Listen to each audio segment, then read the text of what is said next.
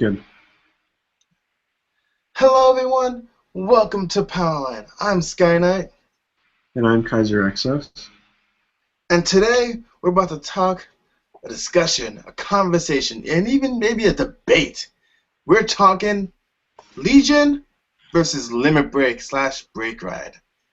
Now, I know a lot of you have your opinions, and I know a lot of you have chosen sides and jumped shipped already, but we're gonna each give a side. I'm gonna take Limit Break slash Break Ride, and my buddy here is gonna take Legion, and we're gonna give our opinions, and then at the end we'll let you decide what is better, Legion or Limit Break. I'm gonna let this guy start off first. Why is Legion better? Okay, well, personally, while I enjoy Vanguard greatly, what frustrated me a lot with specifically the limit break format or break ride format was that I had to wait until I was at 4 damage for the game to really do anything. And I appreciate with Legion now that while some decks have the option to play the break ride or throw in units that have limit break, we're now able to enable the mid game a little more and have our grade 3s actually play a role within the game. I just find that to be a little frustrating when I play Limit Break. All right. I feel with Limit Break, I feel that that's when the match actually does get started because that's when you make less mistakes. That's what you're less uh you don't. Let's see. At Limit Break, you want to be the best that you are at the game. Like at that point, like it's all like all in. So with Legion, it's just kind of like I guess I can pussyfoot around a bit. I got some time. I feel like whenever I'm ready to play my game, I can. Like it's very, I guess I don't know, slow as opposed to Limit Break. Let's get to 4 damage. Let's get this game rolling. But my argument is that why should I have to wait to 4 damage to play the game? Like, why should I have to wait until I'm even at like grade 3 to really play? Like, I don't know, I feel like the cards that are introduced with Legion, even the mates for the Legion, are a little more interactive with the game state. Well, I mean, that's a really good point. I can't beat that. However, the downside I see to your Legion would be that your opponent can be great stuck at 1 or 2, and you really can't do anything. Your game, like, you don't have really any abilities until they hit 3, as opposed But to isn't that Legion. good? Like, grade stuck is one of the most terrible ways to win. Like, granted, a win's a win, I guess, but I'd prefer to actually play a game than have my opponent stuck at 1, me ride something like Raging Form Dragon, and just spank them in. I'd rather have an actual game. But I mean, if they're beating you at that point, if they're actually putting up a fight and getting you to 4 damage, wouldn't you want to get your stuff off? Yeah, but the thing is, you have control over if you hit limit break at that point. Right. I mean, granted, I guess I would be taking that damage to get there, but there has been decks that have been solely grade 2 focus. Uh, Genocide Jack, to be fair, that was a deck at the time. So maybe someone in Legion format will build that deck again, and it is straight power for a Oh grade yeah, 2. I've tested it. I like it. I think it's a good call. But I guess still, even if I really can't play the game at that point, how many people are going to be thinking of that in this format? Most people are going to say, "Oh, I need to stay relevant. I need to play something with Legion." So then you have people going to like maybe say a lesser used clan like Pelmoon. Their Legion is extremely powerful, and people might find a way to utilize that with a break ride. Some decks are trying to find ways to incorporate both sides, so you get that feeling you're talking about, where at 4 damage the game really starts, but you also get the option to have a mid game. But you know what else though? Like being with Legion, like you don't have the flexibility that you do with break rights. I get it. It's kind of the game.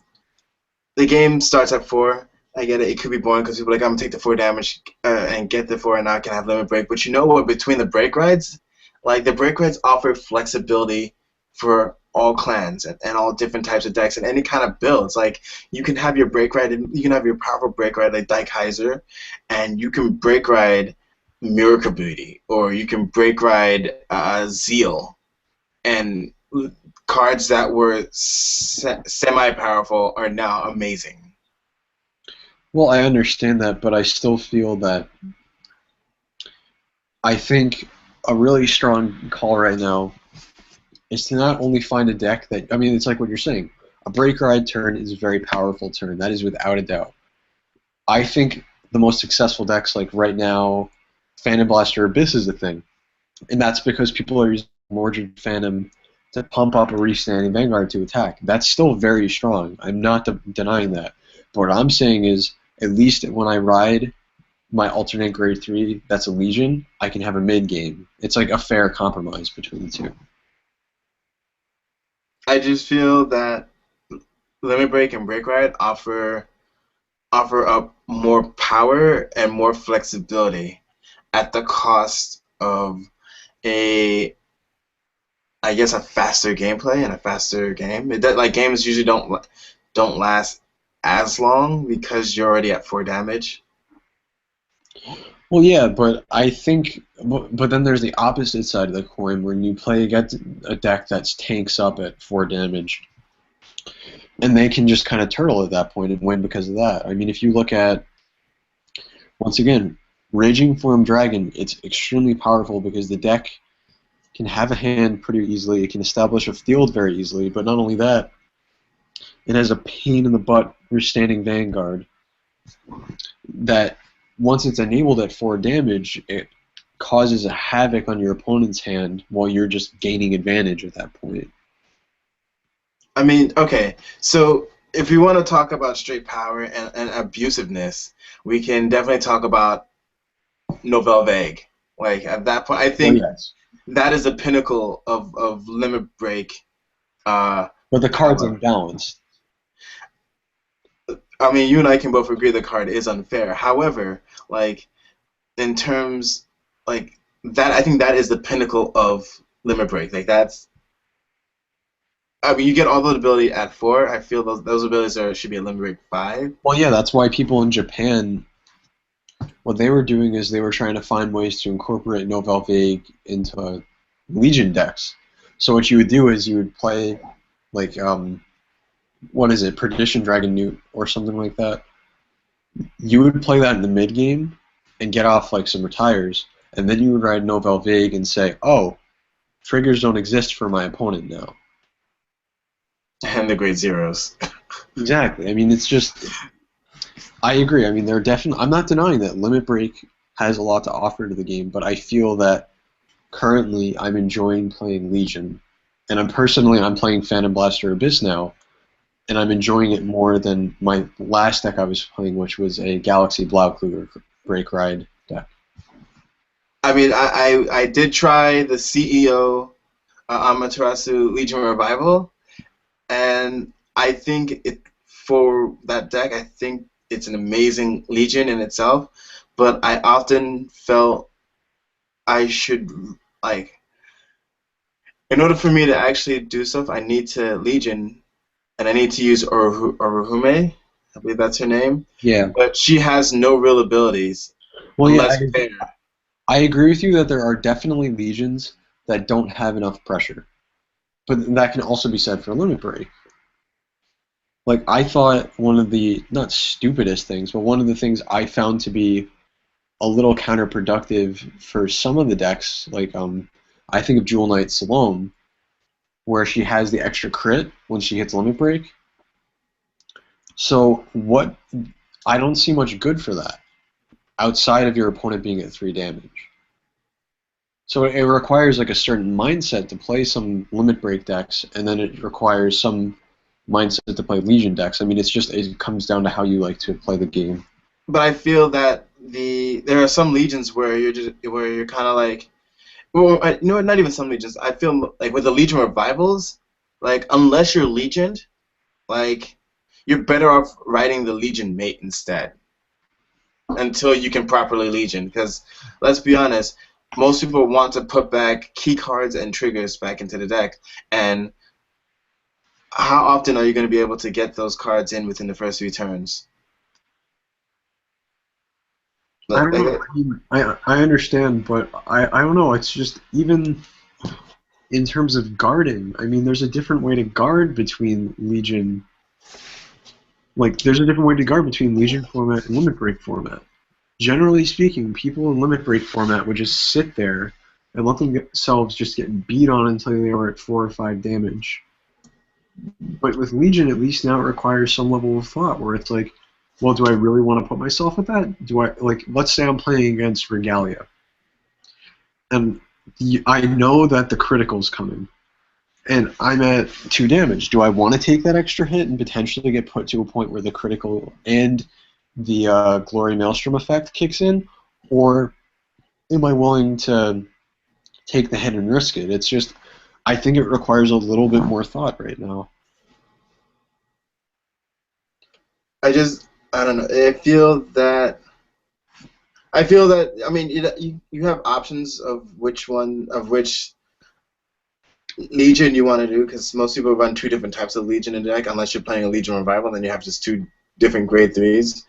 But for the Legion Revivals, like, sometimes you're better off writing the Legion Mate rather than the Legion Rare. Or the Legionnaire. No, I agree with you. I mean, I think in terms of the Revival, at least, I would agree with you, at least. But there aren't a ton of them, and I don't know, I think they're also very strong, though, when they're played together. Right, but I feel at that point there's a specific time that you need to play them. But for the time being, like, most of the Legion cards don't have abilities until you actually get into Legion. And that may be harder to do than you think. Well, yes, I agree, but to be honest, I've never had a problem with that. Like, I've always been able to Legion. Like, how do you choose the cards that you want to put into the drop zone? How do I choose? I think it through. Like, I look at my hand at the beginning of my turn, or my opponent's turn, and I say, all right, what would I prefer to have in the drop zone, so that way when I end up Legioning, it puts me in a more advantageous position. So at that point, you're using up more resources just so you can allow yourself to go to Legion, as opposed to Limit Break. I just have to put myself to 4 damage. I won't do that. I won't do that, though, because the way I play the deck, I think more about when do I want to Legion. I get to call the shots as to when that kicks in, and then the rest of my deck does its normal mid-game shenanigans. Yes, but so it's like, I'm asking, how do you choose the cards you want to be in the graveyard? Like, how do you choose when to put your cards in the graveyard? How do you choose what cards go to the graveyard? I feel you're using more of your hand to get cards in the graveyard just so you can throw them back in the deck to Legion, as opposed to all I legitimately have to do is play nothing, go to 4 damage, and let's start my game. Yeah, but honestly, I don't really think about it like that. I don't think about purely just going into Legion right away. I play it at my own pace. It really depends on what deck I'm facing against. Well, you know what? We both have some really good points, and I feel that Limit Break / Break Red and Legion both have their strong points. But now it's time for you guys to decide which mechanic is stronger, Legion or Limit Break Ride. Don't forget to subscribe. Don't forget to check out our Twitter. Kaiser, you got anything to say? Thank you for watching, and we look forward to producing more content for you guys. Thank you again, guys, and you guys have an awesome day. Bye!